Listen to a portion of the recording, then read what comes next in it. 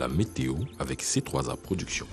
Mesdames et messieurs, bon après-midi, ravi de vous retrouver pour ce nouveau bulletin météo. Nous allons nous balader sur l'étendue de notre beau triangle national. En commençant par la région de l'extrême nord avec une température maximale de 42 degrés également dans la région du nord. Dans la région de l'Adamawa, nous aurons 29-30 degrés. 30 degrés également dans l'est, le sud et le centre, de fines averses attendues dans la région de l'ouest. Ainsi, il est conseillé de prévoir votre parapluie. Et enfin, dans la région du littoral, nous aurons également 30 degrés. De manière un peu plus détaillée, mesdames et messieurs, commençons dans la belle région de l'extrême nord. Le ciel sera totalement dégagé, la chaleur sera au rendez-vous jusqu'à cet après-midi pour des températures qui vont légèrement dégringoler. Passons à présent dans la région du nord, ciel dégagé également, exception à tolérer pour des températures qui passeront de 42 à 37 degrés cette soirée pour un ciel partiellement nuageux. Terminons en beauté dans la région de l'ouest, il va pleuvoir, prévoyez vos parapluies et couvrez-vous car cette pluie va persister durant cette soirée. C'est tout pour ce bulletin météo. Mesdames et messieurs, continuez d'entretenir vos champs. Je vous souhaite une excellente fin de journée. C'était la météo avec C3A Productions.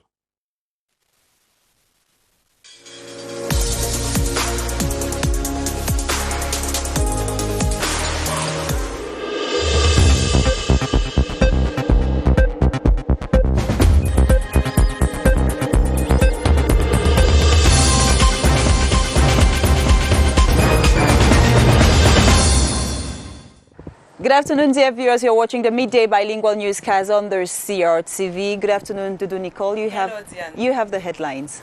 Madame, Monsieur, merci de rester sur la CRTV. À la une de l'actualité dans le 12 heures, coopération fructueuse entre le Cameroun et la République de Corée. Le projet d'électrification rurale porte des fruits dans la région du centre. Le ministre de l'eau et de l'énergie, Gaston Elundou Essomba, préside en ce moment la cérémonie de remise des kits solaires à la commune de Kolafamba. Vous le verrez dans ce journal. Et puis dans le carnet noir, le cardinal Christian Toumi a entamé son dernier voyage ce lundi. La levée de corps vient de s'achever à la garnison de l'hôpital militaire de région numéro 2 à Douala. Ambiance de recueillement et de tristesse en la cathédrale Saint-Pierre-et-Paul de Bonadibon en présence de hautes personnalités et dignitaires religieux. Nous prendrons les dernières nouvelles avec Edouard Penda de CRTV Littoral. Et puis en page magazine du journal, découverte du célèbre trou des fantômes de Mbilbekong aux alentours des Bolova. Le tunnel ténébreux fait courir de nombreux touristes dans la région du sud. Nous suivrons notre guide ce midi, Charles Abosolo Oba, vers la fin de cette édition. Voilà pour les titres, Diane.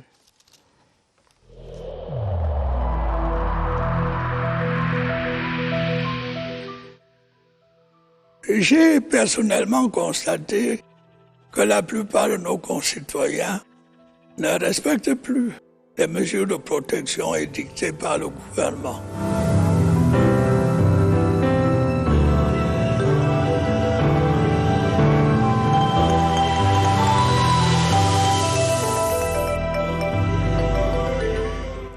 Thanks for watching the midday bilingual newscast, and we open with this obituary. We're talking about the journey to eternity of Christian Cardinal Toumi, which has started today with the laying in state of the prelate that has just ended at the Douala Military Hospital.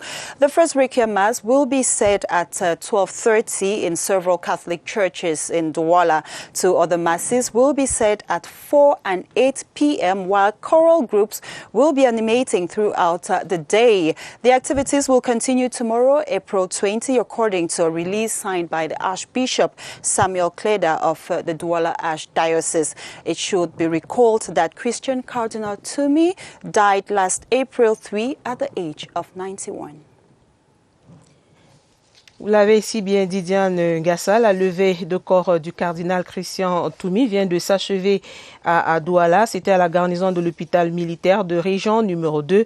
Plusieurs hauts dignitaires de l'église catholique ainsi que les membres du gouvernement ont assisté à ce moment triste. La dépouille du cardinal doit déjà se trouver à la cathédrale Saint-Pierre-et-Paul de Bonadibon où doit avoir la première messe. Ambiance donc de tristesse et de recueillement à la cathédrale Saint-Pierre-et-Paul de Bonadibong à Douala. C'est sous un climat pluvieux que se déroulent depuis ce matin les obsèques du cardinal Christian Toumi. De nombreux invités associations religieuses sont allés dire au revoir à l'archevêque émérite décédé le 3 avril dernier.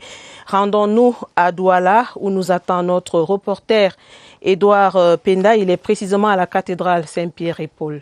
Bonjour Édouard. Merci de nous rejoindre ici à la cathédrale Saint-Pierre et Paul de Bonadibong dans la ville de Douala où une messe sera dite à la mémoire du cardinal Christian Toumi en présence de quelques délégations étrangères venues de la Côte d'Ivoire, du Burkina Faso, du Congo, de la République centrafricaine et quelques groupes de danse, groupes traditionnels et associations religieuses présentes ici à la cathédrale. C'est une ambiance de tristesse qu'on retrouve auprès des invités qui ont décidé de dire adieu au cardinal Christian Toumi. Les 5 provinces ecclésiastistes du Cameroun représentées.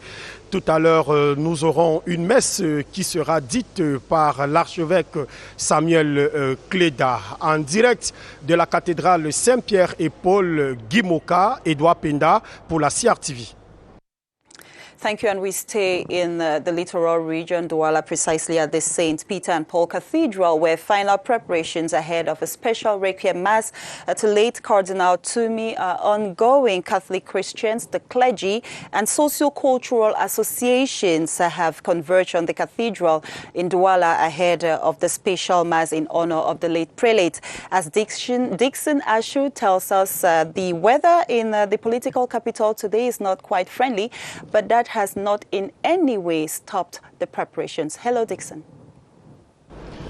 Thanks for joining us here at the St. Peter and Paul Cathedral in Douala, and precisely the Bonadibong neighborhood where final touches have been carried out on this edifice within and without to host the different delegations that have moved into town to take part in this special Requiem Mass in honor of late Cardinal Toumi. You notice at the entrance to these premises that there have been security measures put in place and other measures in respect to COVID-19, and everyone moving into the premises has been advised to put on a face mask. And we've been told that delegations have been arriving way ahead of today, and notably socio-cultural associations and clergy from the 5 ecclesiastical provinces of the country, and also been told that we have delegations from without Cameroon that have been arriving as from yesterday evening. We've been told they are coming from the Democratic Republic of Congo, Congo-Brazzaville, Nigeria, Burkina Faso, and the Central African Republic. Those who have been arriving have been looking for different ways to spend the time ahead of the Mass that will kick off by midday here at the cathedral and will be said by bishops from the 5 ecclesiastical provinces of Cameroon. The media has been mobilized that will be giving the Cameroon population and those without minute-by-minute updates on the unfolding of the special Mass, and the CLTV2 Littoral Regional Station will be in for the same service. Dixon Ashu, Guy Moka at the St. Peter and Paul Cathedral in Douala for the CLTV. Thank you so much, Dixon Ashan. We come back to Yaoundé, where a 5-day workshop to school youth on grabbing available jobs is ongoing at the Yaoundé Multi-Purpose Youth Center in Madagascar. The program falls within the 3-year spatial plan. The training is organized by the Ministry of Youth Affairs and Civic Education. Our reporter, Romeo Kenyi, is live from the Multi-Purpose Youth Center. Hello, Diane Gassan. Welcome to join me here at the Yaoundé Multipurpose Youth Empowerment Center that's in Madagascar. We know that today some 85 experts crafted from all 10 regions are being trained on how to enable youth follow up their plans, talking about opportunities at hand to grab the jobs, why not become entrepreneurs, and even the social integration, talk about the economic perspective in the country this year. We know that this particular program that is going to be lasting for 5 days falls within the special trainer program that was launched in 2016 under the instructions of the head of state. Last year in 2020, there were some 14,689 youths that were helped, why not giving the possibilities to grab the possible jobs, become entrepreneurs, and also help in the emergence of the country. Today's program also entails that Cameroonian youth based in the diaspora will be given the opportunity to get the possibilities of grabbing jobs in the country and creating their their own jobs through a particular website that will be launched today too in this particular program. Diane Gassa, for now, that is the latest development from the Yaoundé Multipurpose Empowerment Youth Center, where Hilarian Barga, Pino Meyebe and myself, Romeo Kenye, are signing off for the Midday News. Over. Nous restons avec les équipes de la CRTV qui suivent dans cette actualité de l'entrepreneuriat au niveau du ministère de la Jeunesse et de l'Éducation civique. Le centre multifonctionnel de promotion des jeunes de référence à Yaoundé sert de cadre à l'ouverture d'un atelier sur le réarmement moral, civique et entrepreneuriat. Pour plus de détails, nous allons tenter de joindre Laetitia Onana sur le site. Bonjour Laetitia. Bonjour à vous en studio et bienvenue au centre multifonctionnel de promotion des jeunes de référence 6 au quartier Madagascar à Yaoundé. L'atelier de 5 jours organisé par le ministère de la Jeunesse et de l'Éducation civique vise à rappeler aux participants les consignes nécessaires au bon déroulement du processus d'encadrement des jeunes dans le cadre du plan triennal spécial jeunes. Les 80 participants à cet atelier seront également édifiés sur la plateforme Réamorce, une plateforme qui permet aux jeunes d'avoir accès à la formation sur le réarmement moral, civique et entrepreneurial d'une part et sur l'insertion socio-économique d'autre part. Nous reviendrons plus en détail sur la plateforme Réamorce avec notre invité. À vous, Baladeux. Nous allons prendre l'invité du journal, toujours avec Laetitia Onana, c'est le directeur de la promotion économique des jeunes au MINJEC, Abdul Karim Nassourou, qui s'entretient avec nos reporters.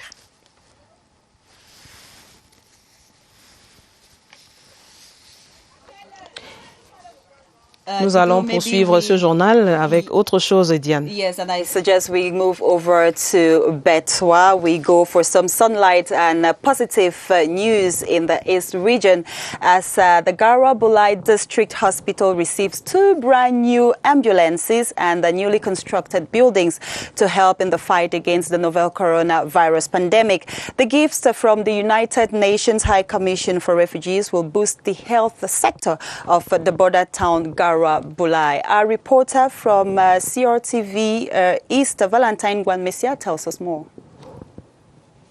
2 buildings with a combined capacity of 40 hospitalization rooms, as well as 2 brand new ambulances for the Gara Bulai District Hospital, are the latest expressions of the fruitful cooperation between the Cameroon government and the United Nations High Commission for Refugees. We have always had very good relationship with the UNHCR.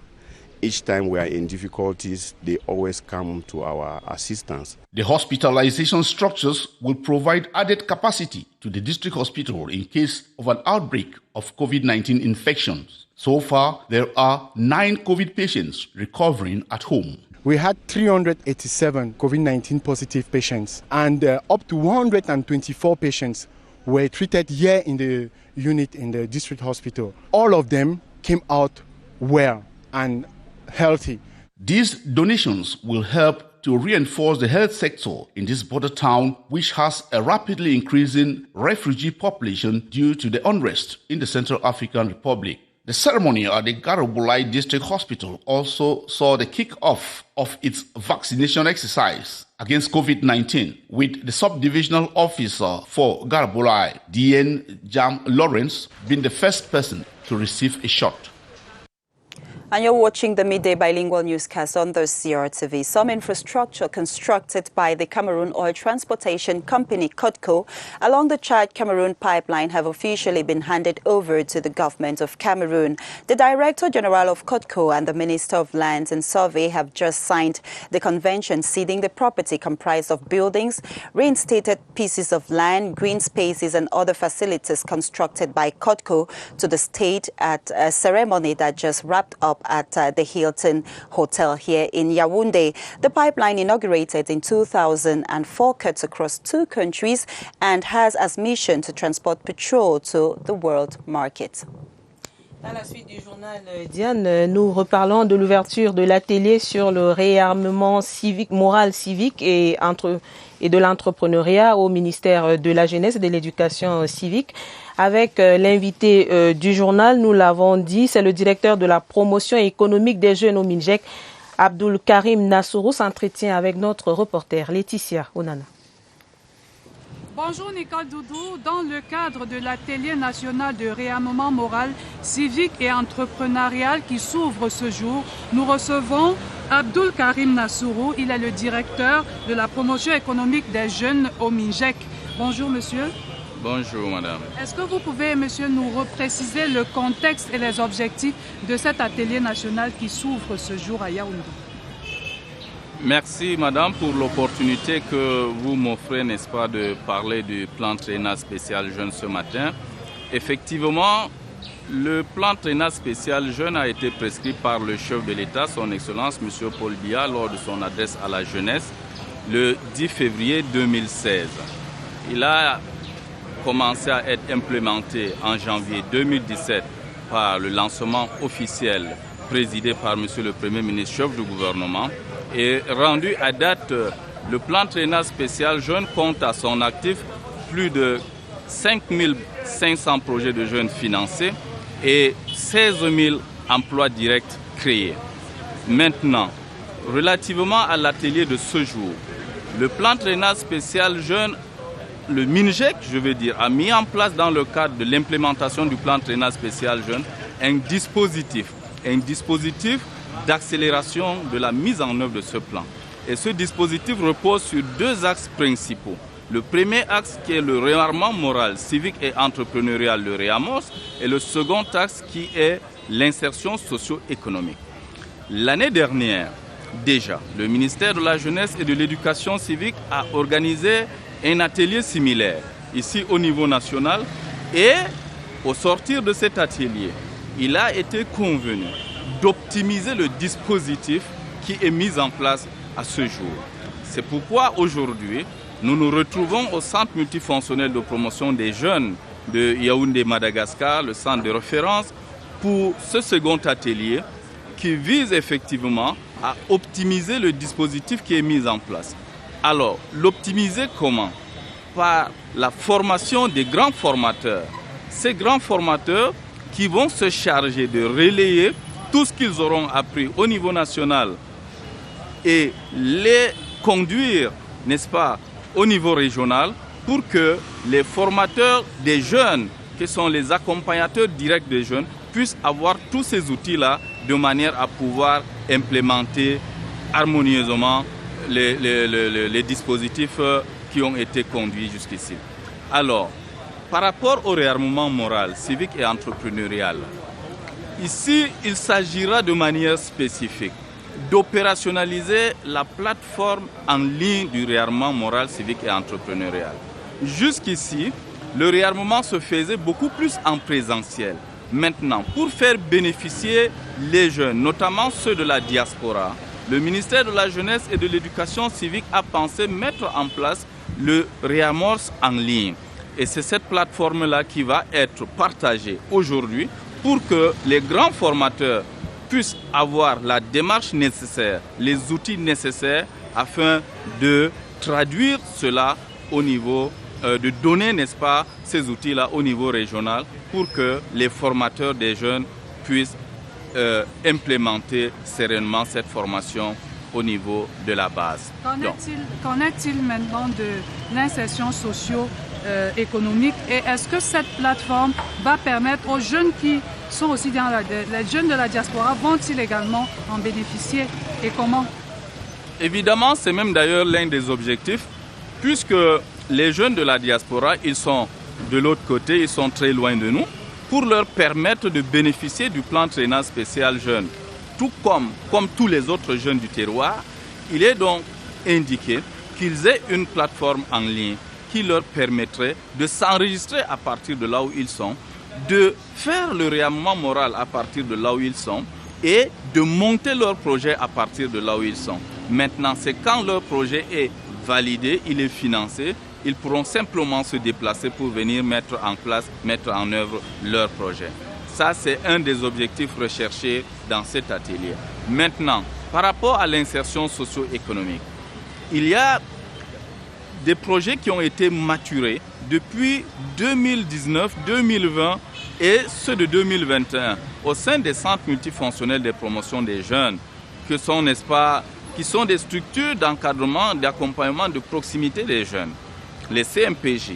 Alors, ces projets ont été transmis au niveau du ministère, au niveau central, et un comité, pour ne pas dire un comité d'experts, le MINJEC a commis un comité d'experts pour mettre, n'est-ce pas, analyser, arrimer ces projets-là aux opportunités économiques locales, régionales et nationales pour redimensionner ces projets afin de pouvoir répondre, n'est-ce pas, à la politique gouvernementale d'import-substitution et afin de pouvoir réduire le déficit que nous constatons aujourd'hui en matière de produits, de consommation de produits locaux. Merci beaucoup, M. Abdul Karim Nassourou. Je rappelle que M. Abdul Karim Nassourou est le directeur de la promotion économique des jeunes au ministère de la Jeunesse et de l'Éducation civique. Il était l'invité du 12h. À vous, Mbaladou.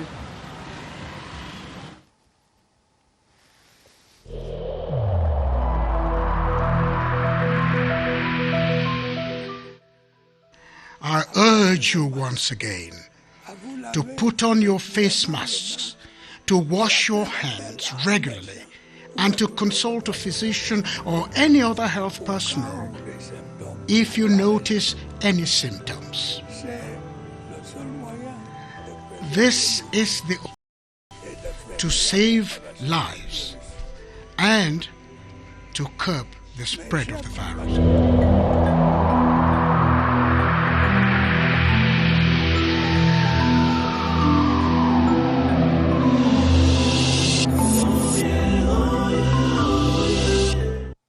Madame, Monsieur, merci de vous joindre à nous sur la CRTV. Dans la suite du 12h, cette actualité du jour, c'est la rétrocession à l'état des bâtiments, espaces aménagés et autres installations construits par CODCO le long du pipeline Tchad-Cameroun.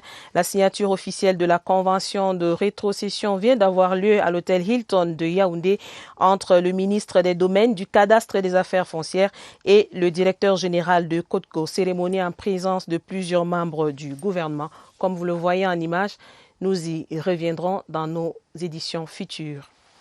Dans la région de l'Ouest, le cri des consommateurs de viande de bœuf en but à la hausse des prix. L'autorité administrative là-bas tenait une réunion avec les responsables du marché du bétail pour une conciliation. État des lieux et bonne nouvelle du conclave. Dans ce reportage signé André Aristide Comba. À la recherche du gain facile, les commerçants ont transformé le marché en espace de spéculation avec la pression mise sur les prix au détriment des consommateurs. Après le pain et les matériaux de construction, voici venu le temps de la viande de bœuf. Sans eau, 3 000 francs CFA au lieu de 2 700. Avec hausse, 2 500 francs le kilo au lieu de 2 200. Pour discipliner les circuits de vente, une concertation pour renverser la tendance. Nous avons agi sur haute instruction de monsieur le ministre du Commerce, et qui a constaté qu'effectivement, au niveau de la région de l'Ouest, nous étions en peloton de tête du renchérissement des produits de grande consommation. Nous avons pris un engagement, c'est celui d'aller au niveau des marchés du bétail, le réorganiser, parler avec les autorités administratives pour que les choses ne se passent plus en désordre. Pour trouver un terrain d'entente, la confrontation des arguments et contre-arguments a abouti à un huis clos débouché. Entre plaidoyer et conciliation, les résolutions ont épousé l'esprit citoyen.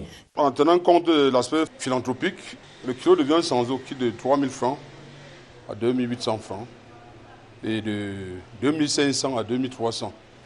Mais le problème qui va se poser là, c'est au niveau de la monnaie.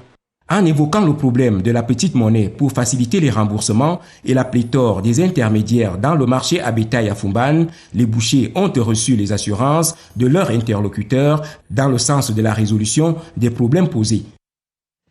And from the West region, we move over to the Southwest region, where the Bongé Council in Meme Division has adopted the sum of 986 million CFA francs as its budget for the 2020-2021 period. The session, which took place in Maponji, was supervised by the second assistant SDO for Meme, Njonge Hernia. As Charles Abuno tells us, the funds are expected to enhance development in that council.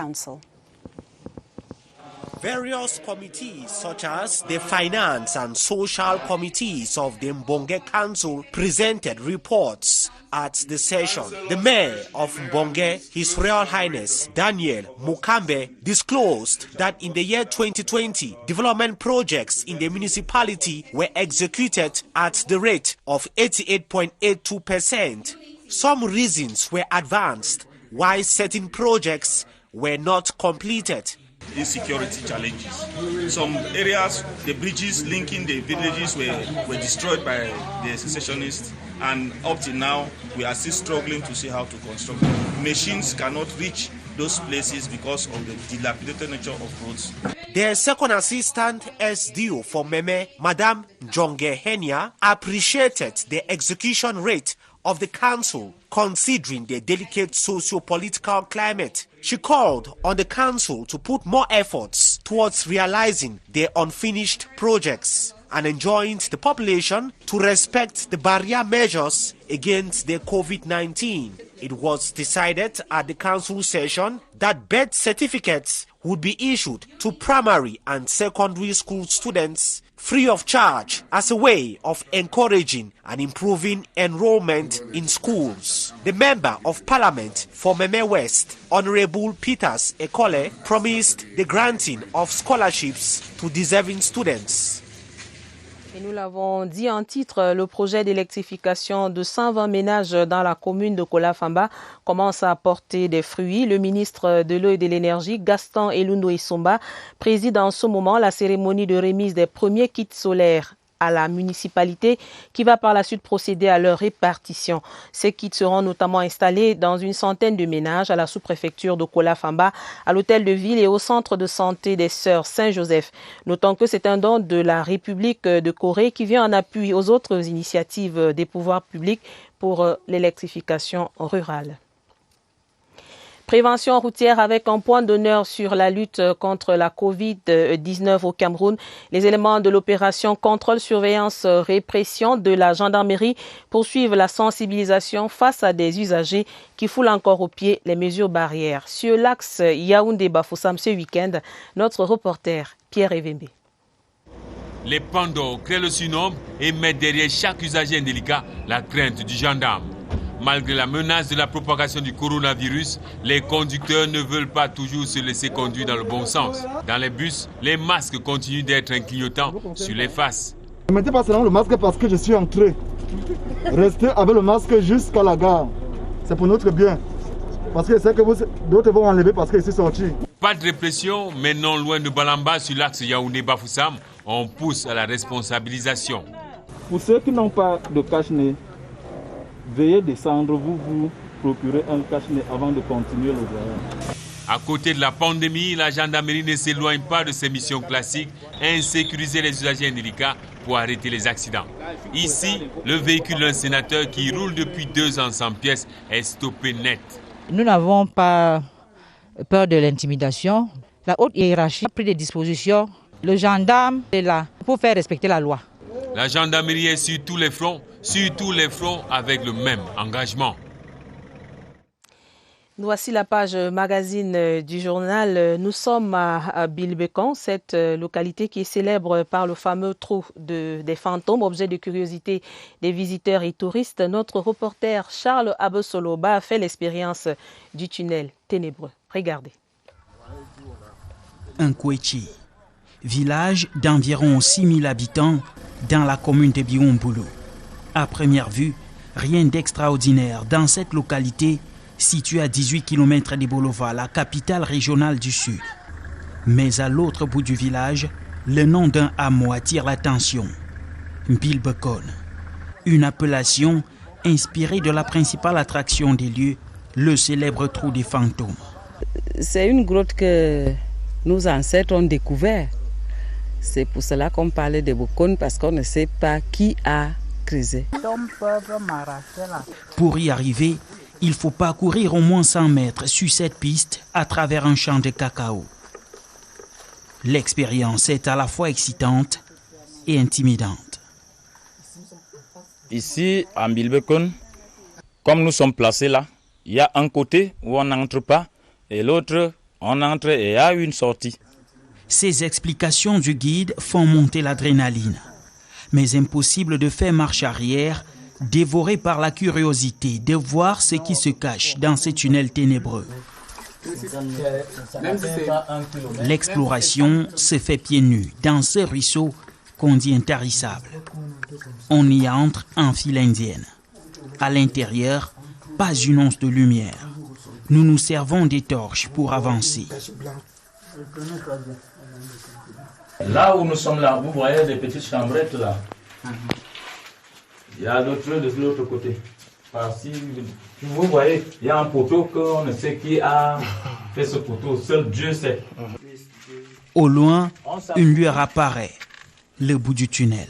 Fait mystérieux, chacun porte une tache d'argile sur les vêtements. Impossible d'y échapper, d'après le guide. Vous certifiez que nul ne peut sortir facilement sans tache. Pour les populations d'Nkwetié, cette caverne qui attire de nombreux touristes est un véritable trésor. Bilboko est très fertile. Une fertilité du sol qui se justifie.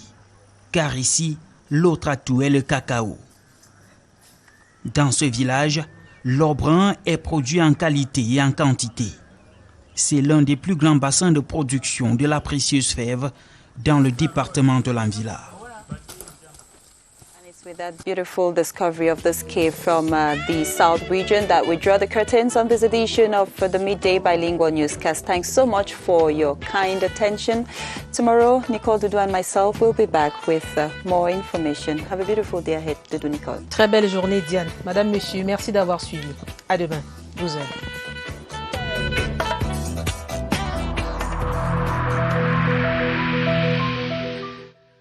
Je vous exhorte de nouveau à porter vos masques, à vous laver régulièrement les mains et à faire appel à un médecin ou à tout autre personnel de santé au cas où des symptômes apparaissent. C'est le seul moyen de préserver les vies et de freiner la propagation du virus.